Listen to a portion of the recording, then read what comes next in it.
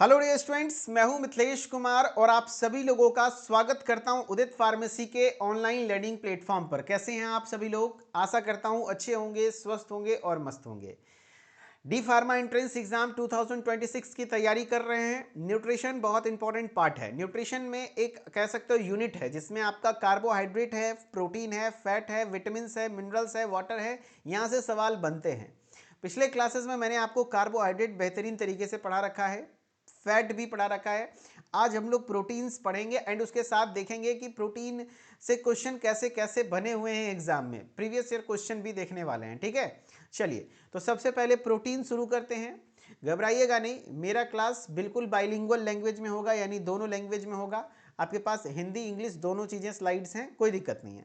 पहले मैं आपके इंग्लिश स्लाइड को एक्सप्लेन करूंगा, देन मैं हिंदी में भी उसे कन्वर्ट कर दूंगा, ठीक है। चलो, अगर मैं प्रोटीन की बात करूं तो टर्म प्रोटीन जो होता है, term protein was proposed by Berzelius in 1832 ने 1830, यानी किसके द्वारा प्रोटीन टर्म प्रपोज किया गया, यानी टर्म प्रोटीन किसके द्वारा दिया गया? प्रोटीन शब्द का प्रतिपादन बर्जीलियस ने सन 1830 में किया था। किसने दिया था? बर्जीलियस, है ना। किसने दिया था? बर्जीलियस ने दिया था। Proteins are polymers of amino acid. यहां से सवाल बने हुए हैं भाई। प्रोटीन किसका पॉलीमर है भाई? देखो यहां पे स्टार मार्क है।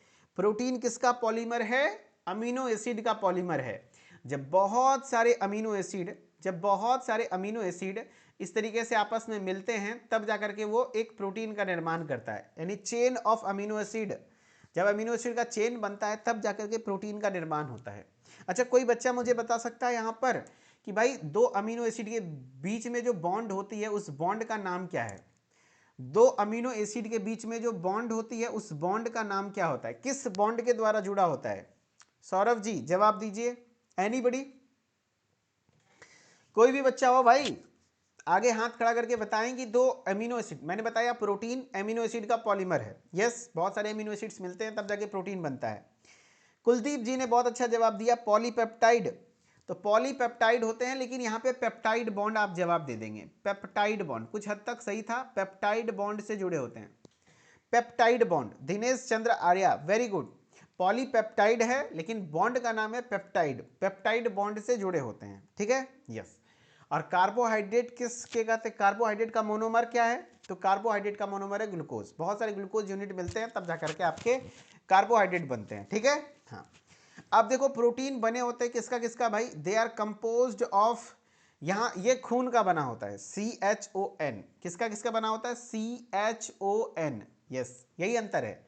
कार्बोहाइड्रेट सिर्फ कार्बन हाइड्रोजन ऑक्सीजन का बना होता है, फैट भी सिर्फ कार्बन हाइड्रोजन ऑक्सीजन का बना होता है, लेकिन प्रोटीन CHON खून, है ना।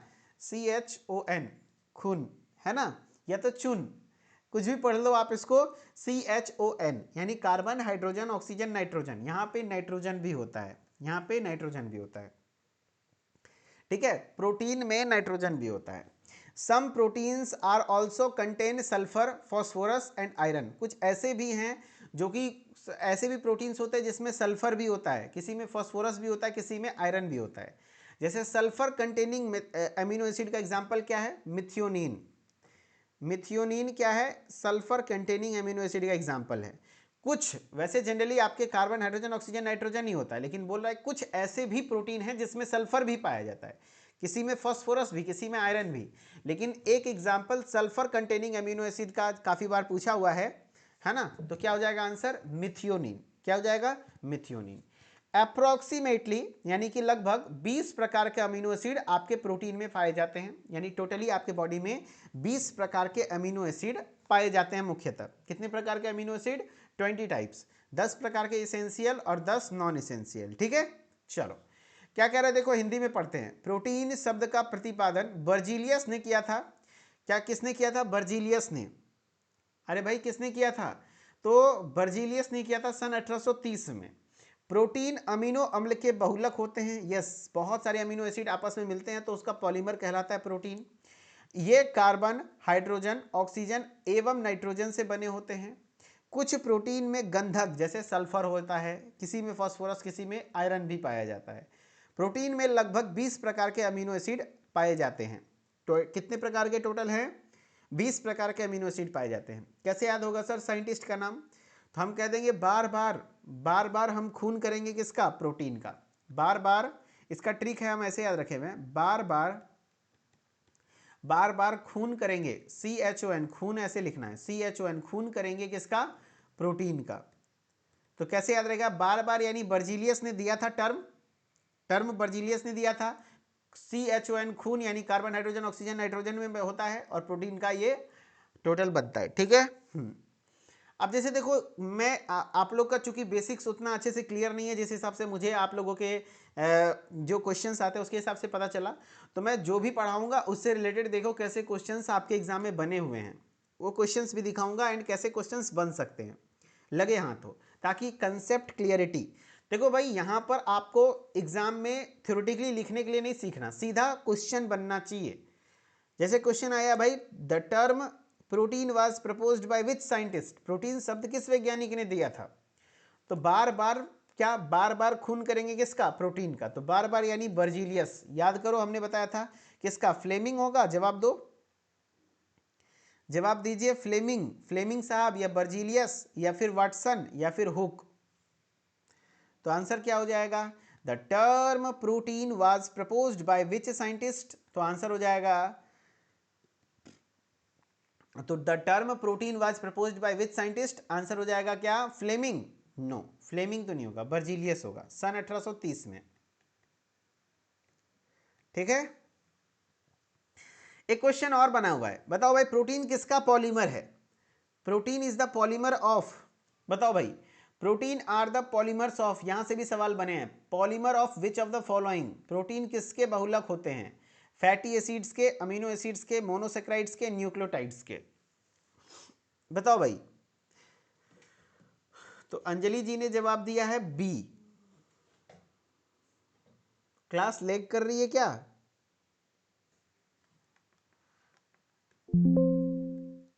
चलिए, अब सही है। सही है, परफेक्ट।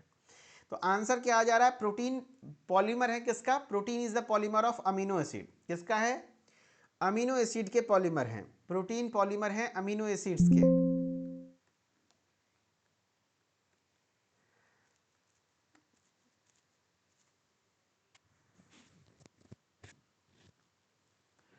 रुक जाओ भाई, मैं रिफ्रेश कर रहा हूं, क्लास शायद लैग कर रही है।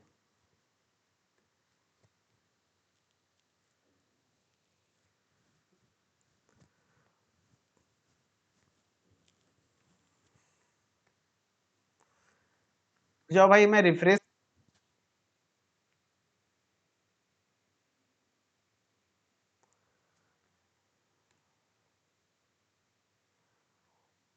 रुक जाइए गाइस, जस्ट टेक 1 सेकेंड, मुझे थोड़ा सा समय दीजिए, मैं तुरंत से चीज़ों को कवर करता हूँ।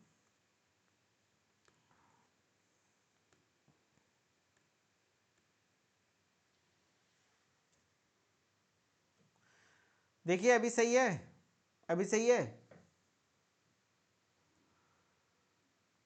अभी सही है, क्लास देखिए तो। हाँ जी, परफेक्ट परफेक्ट परफेक्ट, बहुत बढ़िया। तो आपने यहाँ पर आंसर क्या क्या कर दिया भाई? अमीनो एसिड, अमीनो अम्ल है कि नहीं? हाँ, protein are the polymer of which of the following, amino acid, amino acid के पॉलीमर्स हैं। किसके पॉलीमर्स हैं? अमीनो एसिड के पॉलीमर्स हैं। अच्छा, आप हमें बताओ फैटी एसिड किसका पॉलीमर है? Fatty acids is the polymer of, बताओ भाई, सॉरी, फैटी एसिड्स जब आपके मिलते हैं तो क्या बनता है? यानी fatty acid is the monomer of, बहुत सारे फैटी एसिड मिलते हैं तो फैटी एसिड से आपका फैट बनता है। क्या बनता है? फैट बनता है। मोनोसेक्राइड से आपका कार्बोहाइड्रेट बनता है, याद रखना, कार्बोहाइड्रेट, या फिर आप कह सकते हो पॉलीसेक्राइड बनता है, पॉलीसेक्राइड बनता है। अच्छा, कोई बच्चा बता सकता है न्यूक्लियोटाइड से क्या बनता है? न्यूक्लियोटाइड से बनता है डीएनए, डीएनए, या फिर आप आरएनए बोल दो, डीएनए और आरएनए जेनेटिक मटेरियल। डीएनए और आरएनए का जेनेटिक मटेरियल का जो पॉलीमर है वो मतलब डीएनए किसका पॉलीमर है? न्यूक्लियोटाइड का। बहुत सारे न्यूक्लियोटाइड यूनिट आपस में जुड़े होते हैं फॉस्फोडाइएस्टरेज बॉन्ड के द्वारा, तब जाकर के निर्माण होता है डीएनए और आरएनए का। ठीक है, करेक्ट। क्वेश्चन है, how many standard amino acid are found in proteins? कितने standard amino acid, how many standard amino acids are found in proteins, यानी प्रोटीन में कितने मानक अमीनो अम्ल पाए जाते हैं? 18, 20, 22, 24। How many standard amino acids are found in proteins? जवाब दीजिए। How many standard amino acids are found in protein, protein में स्टैंडर्ड अमीनो एसिड कितने प्रकार के पाए जाते हैं? तो याद रखना प्रोटीन में कितने मानक अमीनो अम्ल, तो याद रखना 20 अमीनो एसिड्स। कितने? 20 करेक्ट आंसर कर रहे हो। चलो भाई, तो क्वेश्चंस कर लिए, फिर से एक बार रिपीट कर रहा हूँ। देखो एकदम चीज़ों को बहुत बेसिकली चीज़ों को कवर कर रहा हूँ ताकि आपका एक भी पार्ट छूटे ना, है ना। कैसे कैसे सवाल बनेंगे क्लियर हुआ। प्रोटीन शब्द किसने दिया था? बर्जीलियस ने। कब दिया था? सन 1830 में। प्रोटीन किसका पॉलीमर है? बहुलक है अमीनो एसिड का, है ना। यस। और पॉलीसेक्राइड मोनोसेक्राइड का। डीएनए और आरएनए किसका है? तो न्यूक्लियोटाइड्स का है। बना किससे होता है? तो carbon, hydrogen, oxygen, nitrogen, CHON। And कुछ प्रोटीन्स ऐसे भी हैं जिसमें सल्फर होता है, फॉस्फोरस भी होता है, किसी में आयरन भी होता है। अप्रॉक्सीमेटली 20 टाइप्स के अमीनो एसिड पाए जाते हैं। कितने प्रकार के? 20 types of amino acids are found in proteins. ठीक है। चलो भाई, ये तो बेसिक हो गया। अब है सोर्सेज ऑफ प्रोटीन से भी सवाल कुछ बने हुए हैं। प्रोटीन के सोर्स से, यानी सोर्सेज ऑफ प्रोटीन से सवाल बने हुए हैं। ठीक है। चलिए भैया, सोर्सेज ऑफ प्रोटीन यानी प्रोटीन के स्रोत से हम लोग कुछ पढ़ते हैं। जैसे एनिमल स्रोत, तो भाई आपके मिल्क एंड मिल्क प्रोडक्ट, दुग्ध और दुग्ध उत्पाद से हमें प्राप्त होता है। यस, मिल्क से हमें प्रोटीन प्राप्त होता है। मिल्क में पाया जाने वाला प्रोटीन का नाम बताइए। मिल्क में पाया जाने वाला प्रोटीन, तो केसीन प्रोटीन पाया जाता है। केसीन प्रोटीन पाया जाता है मिल्क में। मिल्क में केसीन प्रोटीन पाया जाता है।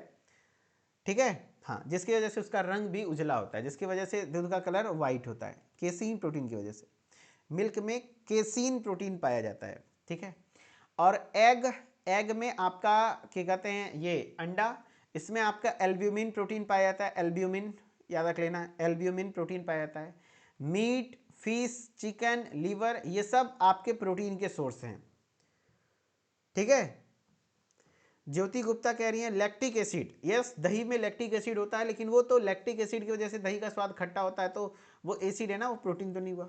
हाँ चलो, अब है प्लांट सोर्स। अच्छा बताओ मुझे, कोई बताएगा एग का जो हिस्सा होता है, एग अंडा का जो हिस्सा होता है, तो एग में दो हिस्सा होता है। एक तो होता है एग वाइट और एक होता है एग यॉक। बताओ किस में प्रोटीन पाया जाता है, एग वाइट में या एग यॉक में? जिस बच्चे को नहीं समझ में आ रहा भाई दिखा देते हैं अच्छे से एग्जाम्पल फोटो के साथ। Egg York and egg white. भाई हाँ, अंडे का वो हिस्सा जो वाइट वाला हिस्सा होता है और एक हिस्सा जो होता है एग यॉक होता है। कोई अच्छा सा फोटो दिख जाए भाई, कोई अच्छा सा फोटो दिख जाओ,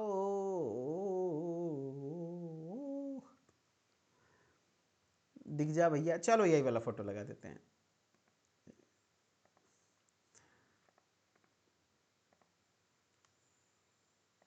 चलिए ये वाला फोटो से आप लोग समझिए। तो प्रोटीन एग वाइट में पाया जाता है मेरे दोस्त। कभी भी कोई भी जिम वाला होता है, बॉडी बनाने वाला, तो उसको ये लेने के लिए मना किया जाता है। इसमें फैट होता है, इसमें फैट होता है। ये यॉक है, ये पीला वाला हिस्सा यॉक है। तो देखो, जब भी कोई बॉडी बिल्डर होता है, मसल्स बिल्ड करने के लिए यूज़ करता है, तो अगर 20 अंडा खाएगा डेली, तो 20 अंडा, जब तक 1-2 अंडा खाते हो तो आप ये पीला वाला जर्दी भी खा लोगे तो कोई दिक्कत नहीं है। लेकिन अगर डेली कोई 20 अंडा खाएगा और डेली इतना फैट लेगा, तो फिर वो उसके लिए बहुत ज़्यादा मतलब कह सकते हो रिस्क हो जाएगा। ठीक है। हाँ, तो उसको एग वाइट, सिर्फ वो वाइट वाला पार्ट लेना होता है, वो येलो वाला पार्ट नहीं लेना होता है। और यही वाइट वाले पार्ट में एल्ब्यूमिन प्रोटीन होता है। एल्ब्यूमिन प्रोटीन होता है। समझ गए? गुड। ठीक है। एग वाइट में पाया जाता है। यॉक होता है कौन सा? पीला वाला हिस्सा। यॉक होता है पीला वाला हिस्सा, उसमें प्रोटीन नहीं होता है दोस्त, उसमें प्रोटीन नहीं होता। ठीक है। एग वाइट में प्रोटीन वाला हिस्सा होता है। नहीं पता था क्या आप लोग को? चलो कोई बात नहीं, आज सीख गए ना सब लोग। यॉक यॉक लिख रहे हैं ना, एग यॉक में एक्चुअली फैट होता है। चलो करेक्ट। अब कुछ प्लांट सोर्स हैं जिसमें हम लोगों को प्राप्त होता है, जैसे पल्सेस, दाल वगैरह हो गया, जैसे मसूर, लेंटिल्स, ग्राम पीस जैसे मसूर, चना, मटर, ये सब हो गया। सोयाबीन हो गया, बीन्स हो गया, ग्राउंड नट हो गया, नट्स हो गया, है ना। क्रियल्स जैसे अनाज, गेहूं, चावल, इस सब से भी प्रोटीन मिलता है। ठीक है। अब है कुछ प्रोटीन, कुछ ऐसे इंपॉर्टेंट प्रोटीन्स जो कि आपके बॉडी में यूज होते हैं, जो कि आपके बॉडी के लिए इस्तेमाल होते हैं। बताओ, जिससे सवाल बनते हैं, जिससे सवाल बनता है। जैसे क्या, कुछ ट्रांसपोर्ट प्रोटीन है, जैसे हीमोग्लोबिन। हीमोग्लोबिन, ये हीमोग्लोबिन क्या है, आपके बॉडी में कैरी करता है oxygen in the blood, oxygen को कैरी करने का काम करता है। हीमोग्लोबिन भी प्रोटीन ही है, ध्यान रखना। कहाँ पाया जाता है, आरबीसी में। आरबीसी में पाया जाता है हीमोग्लोबिन, और हीमोग्लोबिन की वजह से ब्लड का कलर रेड होता है, ब्लड का कलर रेड होता है, और यही ब्लड में ऑक्सीजन को ट्रांसपोर्ट भी करवाने का काम करता है। तो हीमोग्लोबिन एक प्रकार का प्रोटीन है। ठीक है, हाँ, आरबीसी में पाया जाता है, और ये आपके ऑक्सीजन ट्रांसपोर्टेशन में हेल्पफुल होता है। एल्ब्यूमिन प्रोटीन आपने देखा अंडे में पाया जाता है, एग वाइट वाले हिस्से में। ये मेंटेन करता है ऑस्मोटिक बैलेंस, आपके बॉडी में ऑस्मोटिक बैलेंस को मेंटेन करके रखता है। कौन, एल्ब्यूमिन प्रोटीन। और कुछ इम्यून प्रोटीन्स हैं जैसे ग्लोबुलिन्स, जैसे एंटीबॉडीज फॉर इम्यूनिटी, आपके एंटीबॉडी बनाने का काम करता है। कौन, ग्लोबुलिन प्रोटीन। ग्लोबुलिन प्रोटीन क्या करता है, आपके एंटीबॉडी बनाता है, एंटीबॉडी बनाने का काम करता है। जैसे आपके कोलाजेन प्रोटीन्स हैं, कोलाजेन प्रोटीन हैं जो कि आपके structural support in connective tissues, यानी आपके संयोजी ऊतक में संरचनात्मक समर्थन देने का काम करते हैं। और आपके बालों में पाया जाने वाला प्रोटीन, बाल और नेल्स में पाया जाने वाला protein, found in hairs and nails, कौन सा है, केराटिन। केराटिन प्रोटीन बाल और नाखून में पाया जाता है। कहाँ पाया जाता है, आशीष कुमार कह रहे सफ़ेद वाले में प्रोटीन नहीं होता है। मेरे दोस्त आशीष भाई, अगर मैं बोल रहा हूँ तो मान लो यार। एग यॉक और एग वाइट, तो एग वाइट वाले में प्रोटीन होता है मेरे दोस्त, और एग यॉक में जो पीला वाला हिस्सा होता है उसमें फैट होता है। ठीक है, थोड़ा आप रिसर्च करना, जान लेना, पूछ लेना, फिर बताना आप मुझे। ठीक है ना, चलो। केराटिन, बाल और नाखून में कौन सा प्रोटीन पाया जाता है, तो केराटिन प्रोटीन पाया जाता है, केराटिन प्रोटीन पाया जाता है। समझ गए। ये संजली, क्या डाउट है आपका, क्यों पीला खाना चाहिए और सफ़ेद क्यों खाया जाता है। देखो भाई, एक्चुअली जब अंडा की बात करें ना, तो आप एग को क्यों लेते हो, protein as a protein source, और प्रोटीन तो सिर्फ एग वाइट में पाया जा रहा है, इसीलिए सिर्फ एग वाइट खाना चाहिए। जैसे मान लो कोई बॉडी बिल्डर है, उसको मसल गेन करना है, उसको मसल्स गेन करना है, मसल्स गेन करने का काम प्रोटीन करता है, तो उसको 20 अंडे, 20 बॉइल्ड एग रोज खाने के लिए बोला जाता है। ठीक है, अगर 20 बॉइल्ड एग खाएगा, तो अगर वो 20 गो जर्दी भी खा लेगा, एग यॉक भी खा लेगा, तो उसके बॉडी में फैट का मात्रा बहुत ज़्यादा हो जाएगा, और वो बहुत गर्मी पैदा करता है, वो बहुत गर्मी पैदा करता है, ये एग यॉक वाला हिस्सा। ठीक है, तो इसी वजह से एग यॉक नहीं खाना चाहिए। जो बॉडी बिल्डर्स लोग हैं, एग यॉक साइड कर देते हैं और सिर्फ एग वाइट खाते हैं, ताकि उसको प्रोटीन मिल सके। लेकिन आप और हम 1 या 2 खाते हैं, तो उससे कोई दिक्कत वाली बात नहीं है कि नहीं। चलो, बहुत बढ़िया, करेक्ट। चलो भाई, कॉन्ट्रैक्टाइल प्रोटीन्स हैं, कुछ संकुचन प्रोटीन्स हैं, जैसे मसल कॉन्ट्रैक्शन में कौन से इस्तेमाल होते हैं, पूछा हुआ क्वेश्चन। बताओ भाई, मसल्स कॉन्ट्रैक्शन में कौन से प्रोटीन का इस्तेमाल होता है। ये सब को एक जगह इकट्ठा करके पढ़ा रहा हूं दोस्त। कुछ ह्यूमन एनाटॉमी एंड फिजियोलॉजी से क्वेश्चंस बन रहे हैं, कुछ यहाँ से कुछ वहाँ से, जितना भी प्रोटीन संबंधित क्वेश्चंस बनेगा सब मैं बता दूंगा। एक्टिन और मायोसिन मसल कॉन्ट्रैक्शन में हेल्पफुल होते हैं। Very good. एक्टिन थीन होता है, मायोसिन थिक होता है, उसी को एक्टिन मायोसिन बोल दिया, मांसपेशियों के संकुचन में। कुछ हार्मोनल प्रोटीन्स होते हैं, इंसुलिन, इंसुलिन रेगुलेट करता है ब्लड शुगर लेवल, याद करो। इंसुलिन क्या करता है, ब्लड शुगर लेवल को रेगुलेट करने का काम करता है, रक्त शर्करा का नियमन करने का काम करता है। अच्छा, आप लोग बताना, इंसुलिन क्या करता है, ब्लड में ग्लूकोज के लेवल को बढ़ाता है या घटाता है। बीजी मतलब ब्लड ग्लूकोज लेवल बढ़ाता है या घटाता है ना। तो याद रखना, इंसुलिन क्या है, ब्लड ग्लूकोज के लेवल को घटाने का काम करता है बाबू, घटाने का काम। कैसे याद रखोगे, तो देखो, और किसके द्वारा रिलीज होता है, तो पेनक्रियास के बीटा सेल के द्वारा। पेनक्रियास बनाता है, पेनक्रियास के भी कौन, बीटा सेल के द्वारा, बीटा सेल के द्वारा। कैसे याद रखोगे, तो देखो, आजकल का बेटा लोग क्या करता है, माँ बाप को सूली पे चढ़ा देता है, तनी को कनियन मिली नहीं, है कि नहीं। आजकल का कनियन भी वैसने, है ना, कि माँ बाप को अलग कर देती है। देखना, सच बता रहे हैं, अगर आज के ज़माने में आप एक पढ़ी लिखी लड़की से शादी कर रहे हैं ना, तो हम बहुत सारा देखे हैं तब हम बता रहे हैं, उसका प्राइमरी फोकस क्या रहेगा पता है? किसी तरीके से अपने पति को उसके सास ससुर से अलग कर दिया जाए। होता है ना? बताइए यस और नहीं। अक्सर हम देखें, और वही आप गांव घर के संस्कार वाली लड़की से कीजिए जो थोड़ा कम ही पढ़ी लिखी हो, है ना, लेकिन वो एकता में विश्वास रखती है, वो अपने सास ससुर का भी ख्याल रखेगी।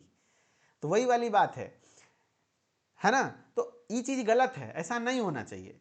आप जिस अपने क्या कहते हैं अपने पति के लिए तो आप अपने बारे में सोच रहे हैं, एक सेकेंड के लिए ये सोचिए कि आपके पति को तैयार कौन किया है? वही माता पिता जिसको आप अलग कर रहे हैं। एक समय पे आप भी माता पिता बनेंगे, आपको भी अपना बच्चा जैसे ही पत्नी आएगी इसको अलग कर देगा, कैसा फील होगा? ये चीज़ें बिल्कुल गलत है, ये चीज़ें बिल्कुल गलत है। पढ़ना लिखना, एजुकेटेड होना, इंडिपेंडेंट होना, इसका मतलब ये नहीं है कि परिवार को अलग करना, परिवार को साथ लेके चलना। आज मेरी बहनें जितनी भी इस क्लास में हैं उनके लिए एक इंपॉर्टेंट मैसेज, आप पढ़ रही हैं, पढ़ा रहे हैं, आपके परिवार आपके माता पिता आपको पढ़ा रहे हैं, आप बहुत भाग्यशाली हैं। आपको समाज में ऐसे एग्जाम्पल सेट करने हैं ताकि दूसरा आदमी भी अपने बच्ची को अपनी बेटी को पढ़ाने के लिए मोटिवेट हो, ना कि कुछ ऐसा कर देना है। मान लिया आपको 2 अक्षर पढ़ लिए, उसके बाद आप घर का बात नहीं मानने लग गए, माँ बाप का बात नहीं मानने लग गए, पूरा होता है ना 2 अक्षर अदगर गगरी छलकत जाए, होता है ना ये वाला सिस्टम, होता है ना ये वाला सिस्टम, जिससे क्या होता है आसपास की लड़कियां, आसपास के माता पिता देखते हैं कि फलनवा की बेटी पढ़ लके की कर ले के, उल्टे देखें मैये के बोला है, बप्पे के बोला है, हे देखें ऐसे छड़वा से गपियावा है, नहीं होता है गांव घर में, हम इस चीज़ को देखे हैं। हर बैच में यही कहते हैं कि लड़का अलग चीज़, लड़की लोग अभी आपको अगर पढ़ने का मौका मिला है तो बहुत मुश्किल से मिला है ना? हाँ, और अगर आप चाहते हैं कि आपकी छोटी बहनें, गांव घर की और भी छोटी बच्चियों को भी पढ़ने का मौका मिले, तो एक ही शर्त पे मिलेगा, जब आप सक्सेस करिएगा और आप एक बढ़िया एग्जाम्पल सेट करिएगा, तब ना बोलेगा कि फलनवा की बेटी पढ़ के देखो कितना अच्छा संस्कार है, तब ना वो भी अपनी बच्ची को पढ़ाएगा। नहीं तो आप क्या करेंगे, इतना मुश्किल से समाज में इस भावना को लाया गया कि नहीं भाई बेटी को भी पढ़ाना है, और आप बेटी तनी को पढ़ी बस बेटी फुदकने लग गई, इसके चक्कर में आगे क्या होगा? जो छोटे मोटे परिवार है वो अपनी बच्ची को पढ़ाना नहीं सोचेंगे, है कि नहीं? हाँ, इस बात को ध्यान रखना है, इस बात को ध्यान रखना है। खैर हम लोग एक ट्रिक पे आ रहे थे कि आजकल का बेटा लोग क्या करता है, इन माँ बाप को सूली पे चढ़ा देता है, माँ बाप को सूली पे चढ़ा देता है। तो बेटा लोग यानी बीटा सेल सूली पे चढ़ा देता है यानी इंसुलिन। अच्छा, जब सूली पे चढ़ा देगा तो घर में क्या हो जाएगा? माँ बाप नहीं रहेगा, घट जाएगा आदमी, यानी घट जाएगा ब्लड ग्लूकोज, घट जाएगा। ध्यान रखना, बेटा लोग क्या करता है ना, है कि नहीं? चलो भाई, बेसिकली मैं आपको एक ट्रिक बता रहा था कि बेटा लोग क्या करता है, माँ बाप को सूली पे चढ़ा देता है, ठीक है? हाँ, तो बेटा यानी बेटा लोग सूली पे चढ़ा दे रहा है इंसुलिन, ठीक है? उससे क्या हो जाएगा? घट जाएगा भाई, उसका ग्रोथ वगैरह सब घट जाएगा, तो ब्लड ग्लूकोज घटाने का काम करता है। चलो बहुत बढ़िया, करेक्ट। अब यहाँ पे कोई आप लोग ऐसा नहीं कीजिए कि क्या कहते हैं उसको, अपने आप में डिबेट स्टार्ट कर लिए, नहीं सर, बहुत बढ़िया, है ना? बस यही मेरा एक छोटा सा आप लोगों के लिए मैसेज है कि हमारी बहनें, हम अपनी बहन को और जितने भी क्लासेस में सबको एक मैसेज देते हैं, आपको पढ़ने का मौका मिला, आप अगर चाहती हैं कि आगे और भी लड़कियों को पढ़ने का मौका मिला है आपके परिवार में, आपके घर में, आपके समाज में, तो आपको सक्सेस लेकर के एक अच्छा एग्जाम्पल सेट करना होगा, तभी तो वो भी सोचेंगे आपके आसपास के लोग भी कि नहीं भाई फलानमा अपना बेटी को पढ़ाया तो इतना अच्छा। सक्सेस के साथ साथ माता पिता का दिया हुआ संस्कार कभी नहीं भूलना है, ध्यान रखिएगा। लड़का लोग तो बिगड़ल है ये है। चलो, लड़कियों से अच्छे एक्सपेक्टेशंस होते हैं। एंजाइम्स में अमाइलेज, ये सब प्रोटीन है, जितने भी एंजाइम्स होते हैं ये सब प्रोटीन होते हैं, ये सब क्या होते हैं? प्रोटीन होते हैं। जैसे अमाइलेज, अमाइलेज क्या करता है? Break down starch. देख लो एकदम लाइन से क्वेश्चन बनेगा बाबू, सब याद कर लो। अमाइलेज क्या करेगा? स्टार्च को तोड़ने का काम करता है, अमाइलेज स्टार्च को तोड़ने का काम करता है। Lipase lipid break down fat, fat को तोड़ने का काम करता है। जितने भी एंजाइम्स हैं वो सब प्रोटीन होते हैं, जितने भी एंजाइम्स हैं वो सब किससे बने होते हैं? प्रोटीन का बना होता है, ठीक है? यस, ठीक है, यस। लाइपेज वसा को तोड़ता है। Lactase break down lactose, lactose को तोड़ने का काम करता है, ठीक है। हाँ, pepsin, pepsin break down proteins in the stomach, stomach में प्रोटीन को तोड़ने का काम करता है, ठीक है। लैक्टोज को, ठीक है, लैक्टोज को मिल्क शुगर के नाम से जाना जाता है, पता है ना, लैक्टोज मिल्क शुगर के नाम से जाना जाता है। देखना ध्यान से, लैक्टोज एक कार्बोहाइड्रेट है, लेकिन लैक्टेज बोल देगा तो प्रोटीन है, क्योंकि एज लग गया यानी ये एंजाइम हो गया। लैक्टेज ऐसा एंजाइम है जो लैक्टोज को डाइजेस्ट करेगा, ठीक है। हाँ, चलो भाई अब कुछ क्वेश्चंस है, करके दिखाओ। अंशु भारती कह रहे सर आप पढ़ाइए, कहा यहाँ लौंडा नाच कर रहे हैं है, बताइए। अच्छा ये बताइए, अभी अब क्लास में पढ़ा रहे हैं या फिर ऑर्केस्ट्रा का नाच करके दिखा रहे हैं? पढ़ा ही ना रहे हैं भाई, गजब है यार, ऐसा बोल के दिल दुखा देते हैं यार, ऐसा ना किया करो चलिए, विच of the following is a important protein, transport protein, निम्न में से कौन सा परिवहन प्रोटीन है, ट्रांसपोर्ट प्रोटीन है? जवाब दीजिए। हीमोग्लोबिन, कोलाजन, केराटिन, पेप्सिन जवाब दीजिए। तो आंसर क्या हो जाएगा? Transport protein. तो haemoglobin, haemoglobin is the transport protein. Haemoglobin क्या है? ट्रांसपोर्ट प्रोटीन है, ट्रांसपोर्ट प्रोटीन है, ठीक है, करेक्ट, सही है। कोलाजन आपके कनेक्टिव टिश्यूज में पाए जाते हैं, और आपके केराटिन कहाँ? स्किन, सॉरी नेल में, नेल में, हेयर में, इसमें पाया जाने वाला प्रोटीन है। पेप्सिन प्रोटीन को डाइजेस्ट करने वाले एंजाइम्स होते हैं। विच प्रोटीन रेगुलेट्स ब्लड शुगर, इसमें से कौन सा प्रोटीन है जो कि ब्लड शुगर को रेगुलेट करता है? रक्त शर्करा का नियमन कौन सा प्रोटीन करता है? Actin, albumin, insulin, myosin. देख रहे हो कौन सा इसमें से ब्लड शुगर को रेगुलेट करने का काम करता है? बताइए। आशुतोष जी करेक्ट आंसर दे रहे हैं, ज्योति गुप्ता, वैभवी करेक्ट है ना, बहुत बढ़िया, एमएस, मुन्ना कुमार, हाँ संदीप जी वेरी गुड। कुलदीप, आप सभी में से बच्चे अच्छा रिजल्ट करेंगे नो डाउट, जो इस तरीके से रेगुलरली पढ़ रहे हैं मेरे साथ, कोई दिक्कत नहीं है। इंसुलिन, आप सभी ने जवाब दिया, इंसुलिन करेक्ट है ना, ब्लड शुगर के लेवल को रेगुलेट करने का काम करता है। कैसे? तो ये ब्लड ग्लूकोज के लेवल को कम करता है। कोई अगर पढ़ा होगा, चूंकि आप लोग टारगेट बैच के स्टूडेंट हैं, तो मैं सीधा बताता हूं, इंसुलिन का जस्ट उल्टा काम, जैसे ये तो ब्लड ग्लूकोज के लेवल को घटाने का काम करता है, ब्लड ग्लूकोज के लेवल को बढ़ाने का काम कौन करता है? कोई बताएगा? कोई बताएगा? तो वो करता है ग्लूकागोन, ग्लूकागोन, ठीक है, वो भी पेनक्रियाज ही बनाता है ग्लूकागोन। और ग्लूकागोन कौन बनाता है? अल्फा सेल के द्वारा, अल्फा सेल के द्वारा रिलीज होता है, करेक्ट। चलो, एल्ब्यूमिन, एल्ब्यूमिन एक प्रकार का प्रोटीन है, अंडे में पाया जाता है, एग वाइट में। कहाँ पाया जाता है? एग वाइट में, मैंने बताया है एग वाइट में पाया जाता है भाई, एग वाइट से प्राप्त होता है। रक्त में एल्ब्यूमिन किस में मदद करता है, यानी एल्ब्यूमिन का फंक्शन क्या है? ट्रांसपोर्ट ऑक्सीजन, ऑक्सीजन को ट्रांसपोर्ट करने में नहीं, हीमोग्लोबिन का काम होता है। Maintain osmotic balance, correct, osmotic balance को मेंटेन करने में हेल्पफुल होता है एल्ब्यूमिन का।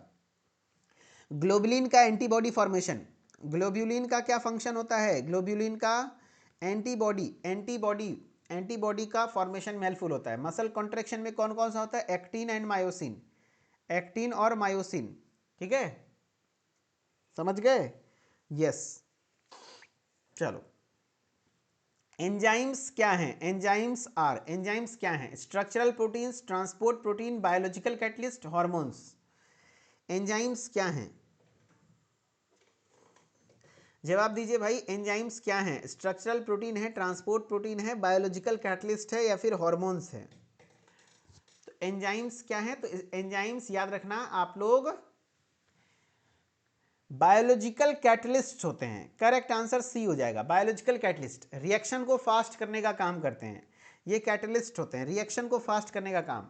स्ट्रक्चरल प्रोटीन नहीं होता है, ट्रांसपोर्ट प्रोटीन नहीं होता है, ना ही हार्मोन होता है, ये एंजाइम्स बायोलॉजिकल कैटलिस्ट होता है, रिएक्शन को फास्ट करने का काम करता है, ठीक है। हाँ,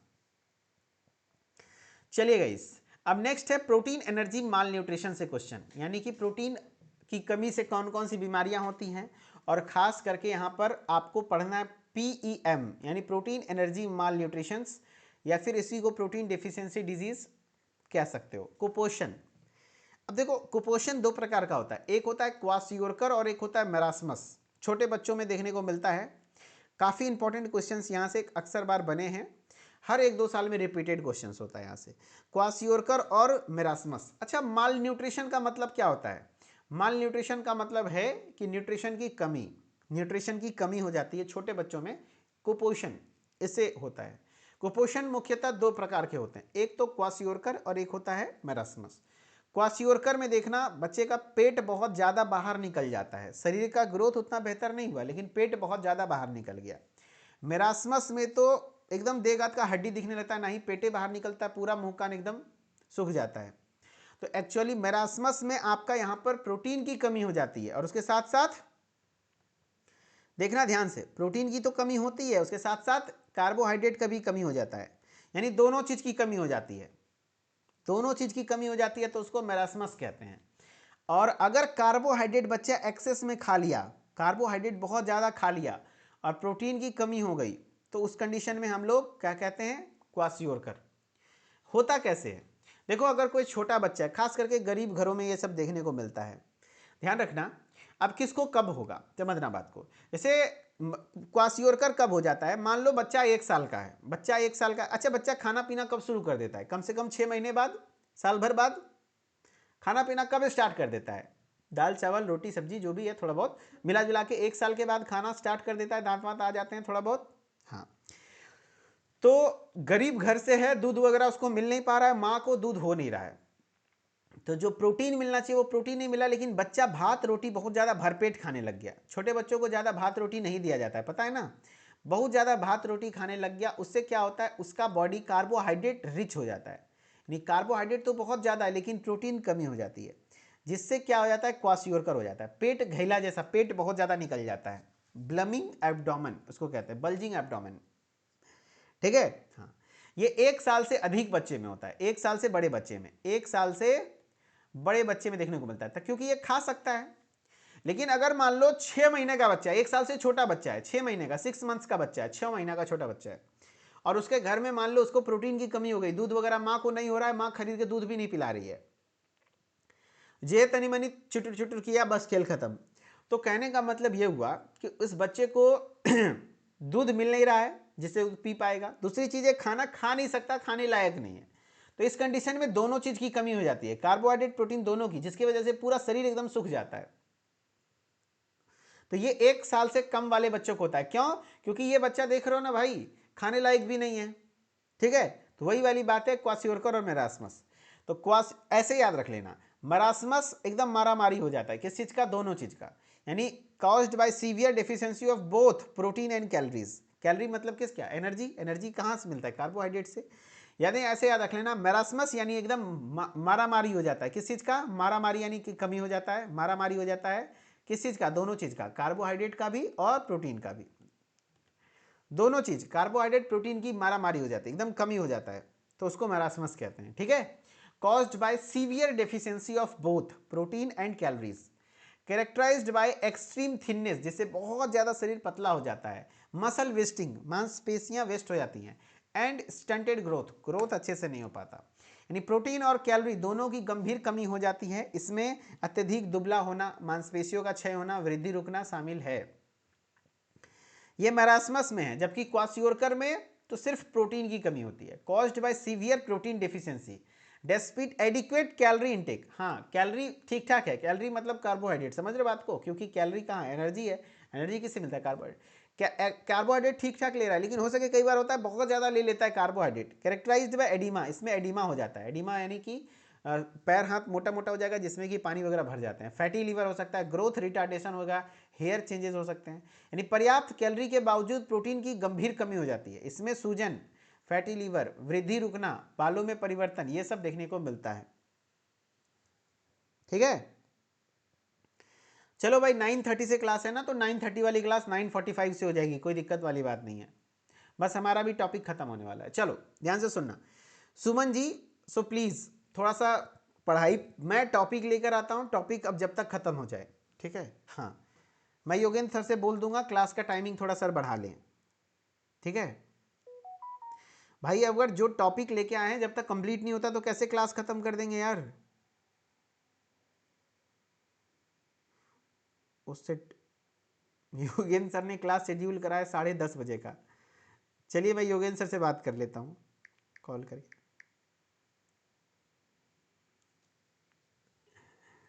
योगेंद्र सर की क्लास, चलो। Hello hello hello, very good evening sir, कैसे हैं? हाँ, बच्चे तो बोल रहे हैं सर आप क्लास 10:30 बजे शेड्यूल किए हैं सर।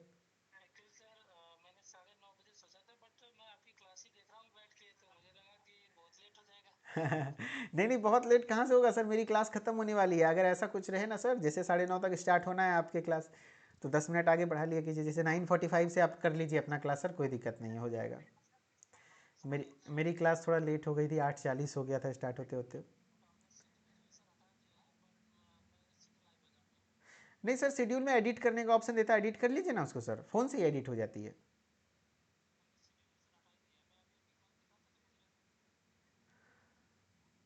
अच्छा चलिए, कोई बात नहीं है, आप फिर से उसको जो भी है लाइव ही कर दीजिएगा। 9:45 बच्चों को बता देता हूँ सर, मेरा 9:30 तक हो जाएगा, बस ख़त्म ही होने वाला है।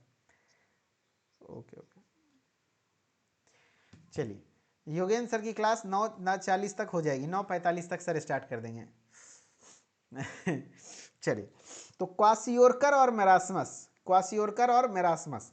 Kwashiorkor occurs due to deficiency of protein in the diet, diet में प्रोटीन की कमी हो जाती है तो उसको क्वासियोरकर। और यहाँ पे occurs due to deficiency of protein, carbohydrate, fat, मतलब ओवरऑल सब कुछ मारा मारी, सब कुछ कम हो गया, कार्बोहाइड्रेट भी, प्रोटीन भी, फैट भी, सब कुछ। चाइल्ड सोज एडिमा इन लोअर लेग्स, छोटे पैरों में एडिमा देखने को मिलता है। एडिमा होता है सूजन, जहां पानी भर जाते हैं, ठीक है। Lower arms usually in face, इसमें कोई स्वेलिंग नहीं होती, पूरा मांस खत्म हो जाता है। एपेटाइट इज पुअर, भूख कम होता है। Skin shows no changes, appetite usually good. Marasmus में बच्चों को भूख लगती है, इतना ज़्यादा आपको पढ़ने की भी जरूरत नहीं है, जितना बस प्रोटीन और कार्बोहाइड्रेट वाला कमी वाला पॉइंट से क्वेश्चन आता है। चलो देखते हैं क्वेश्चन, क्वेश्चन करके देखो, क्वेश्चन करके देखो। चलिए, क्वेश्चन है आपका नेक्स्ट, जवाब दीजिएगा। चलिए, नेक्स्ट है kwashiorkor is primarily caused by deficiency of.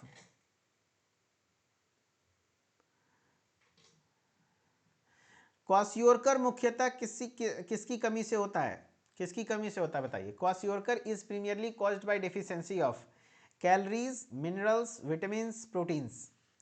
Kwashiorkor is primarily caused by deficiency of, तो क्वासियोरकर किसकी कमी से होता है, तो मैंने बताया क्वासियोरकर प्रोटीन की कमी से होगा, जबकि आपका मेरास्मस दोनों चीज की कमी से। जैसे अगला क्वेश्चन है, marasmus is caused by the deficiency of, यहां से सवाल बनते हैं। तो मेरास्मस यानी मारामारी, मारामारी हो जाएगा तो दोनों चीज, ओनली प्रोटीन नहीं, ओनली विटामिन नहीं, प्रोटीन कैलोरीज बोथ, दोनों चीज। आंसर सी है ना। चलो, तो फाइनली आपका ओवरऑल खत्म हो गया। एंड इन सब टॉपिक से आपको यहाँ पे फिफ्थ नंबर टॉपिक है, फिफ्थ नंबर पॉइंट है, it occurs in children from 1 to 5 years of age, 1 से 5 साल के बच्चों में होता है क्वासियोरकर। और it occurs in infants up to 1 age, यानी 1 साल से छोटे बच्चों में देखने को मिलता है मरास्मस, क्योंकि मरास्मस में बच्चा खा पी कुछ सकता नहीं है, इसलिए। चलो भाई, तो मुख्य तौर पर जो जो इंपॉर्टेंट चीज़ें थी मैंने आपको आज पढ़ाया। उम्मीद था आपको क्लास बेहतरीन लगा होगा। एक बार कमेंट में ज़रूर बताइएगा क्लास कैसा लगा, एंड प्रोटीन क्या होते हैं, एंड हर तरीके से सवाल मैंने करवाने का सोचा। सोर्सेज ऑफ प्रोटीन से आपको करवाया, सम इंपॉर्टेंट प्रोटीन्स जो उसके फंक्शंस क्या हैं वो सब चीज़ें मैंने बताया, एंड आपको प्रोटीन एनर्जी डेफिशिएंसी से होने वाली डिजीज़ के बारे में बताया। आई होप कि आपको अच्छा लगा होगा class. Thank you so much इतना समय देने के लिए। बस यूं ही आप बरकरार रखिए, अपने क्लास को कंटिन्यू रखिए, कोई दिक्कत नहीं होगा, बेहतरीन तरीके से आप पढ़ेंगे और चीज़ों को सीखते चलेंगे। Okay, thank you so much, बहुत बहुत शुक्रिया एंड धन्यवाद। मिथिलेश सर ऑफिशियल के साथ जुड़े रहिए ताकि हर एक अपडेट आपको मिलता रहेगा। Okay, thank you so much, bye bye, take care.